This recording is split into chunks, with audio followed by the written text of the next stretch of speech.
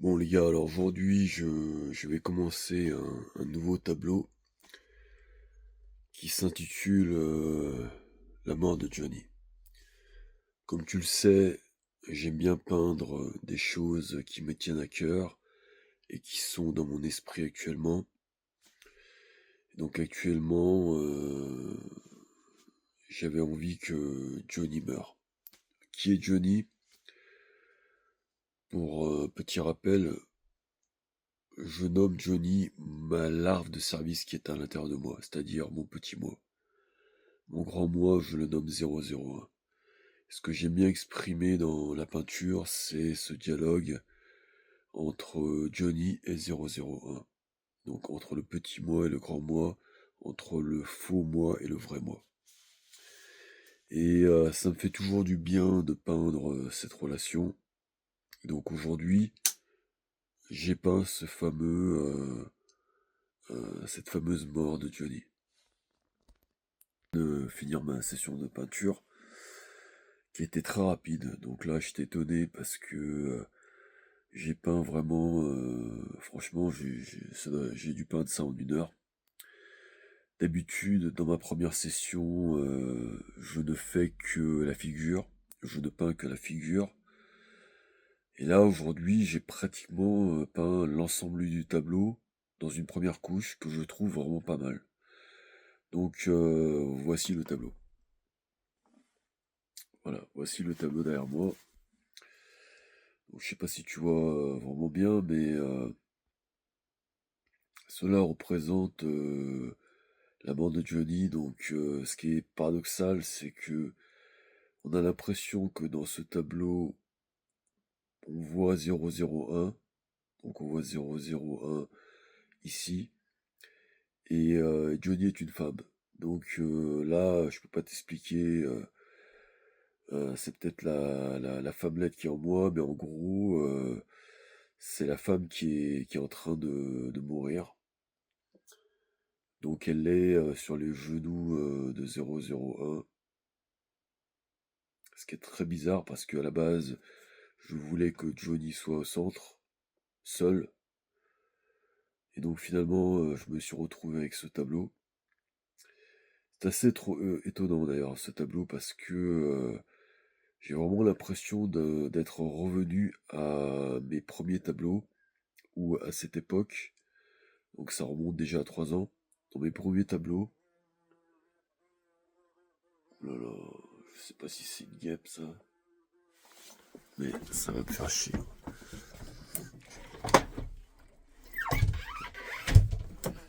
Ok.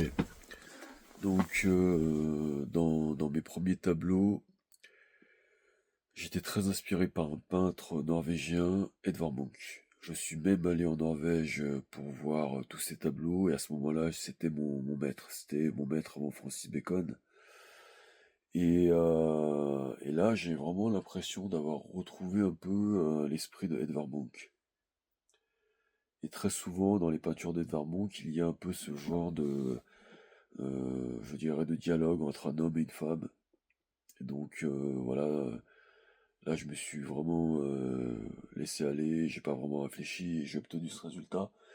Et j'étais surpris parce que, voilà, je trouve que le résultat apparaît très très vite. Et très souvent, quand le résultat apparaît très vite comme ça, c'est bon signe. Mais ensuite, là où tu flippes un peu, c'est de savoir comment tu vas continuer le tableau.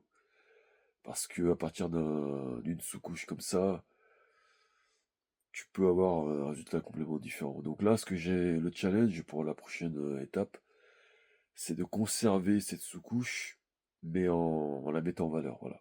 C'est un peu le challenge. Donc on va voir ce que ça donne. Ouais, donc là on voit vraiment voilà 001 qui est au centre du tableau avec ce visage que j'aime bien, un peu robotique ou alors architectural. C'est très étonnant parce que j'ai commencé avec des lignes très architecturales et puis ensuite j'ai commencé à prendre mes doigts et c'est à partir de là que je dirais que le tableau a commencé à s'arrondir. Donc à voir si je conserve ces rondeurs, on va dire. Je pense que dans mon travail, il y a toujours un équilibre entre des lignes et des courbes. Donc c'est un peu ça que j'ai envie de retrouver. Après, je sais que dans le résultat final, je serai pas spécialement aussi figuratif, donc je vais de plus en plus être abstrait, mais j'aime beaucoup en fait le style, ouais, j'aime beaucoup la figure. Ouais, je trouve qu'on a quelque chose de pas mal, là. Franchement, on a quelque chose de pas mal. J'aime beaucoup le visage que je vais essayer de conserver. Et on voit encore ces petites lignes blanches qui sont qui sont des clins d'œil au tennis. Alors, à la base, j'ai commencé par le bleu et le vert, parce que mon but, c'était justement parce que mon but, en fait, c'est justement de faire un tableau jaune. Mais là, j'en suis plus si sûr. Je suis pas aussi sûr de vouloir faire un tableau jaune.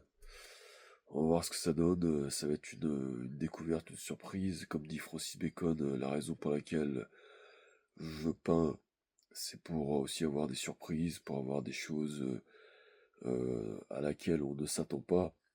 Et c'est aussi pour s'exciter. Donc j'aime bien, ouais, j'aime bien ce côté-là. Je t'avouerai que là, j'ai pris du plaisir à peindre. Donc voilà, c'était la petite session d'aujourd'hui. Pour terminer, je vais parler un peu de la chaîne YouTube.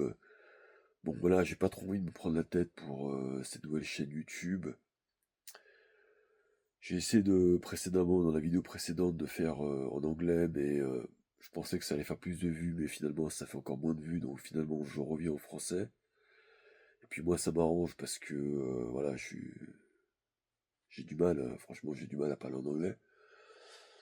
En français, ça me permet d'être plus authentique, d'amener plus de ressenti, voilà, d'amener des choses plus personnelles.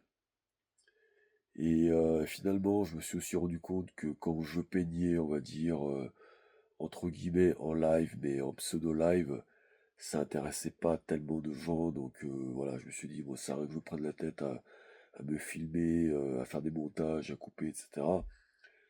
Finalement, les gens, ce qui les intéresse, c'est plus le résultat final ou les étapes intermédiaires comme je le montre maintenant. Donc voilà, si jamais tu aimes mon art, si tu aimes aussi la peinture d'une manière générale, n'hésite pas à t'abonner et on se retrouve pour la prochaine étape.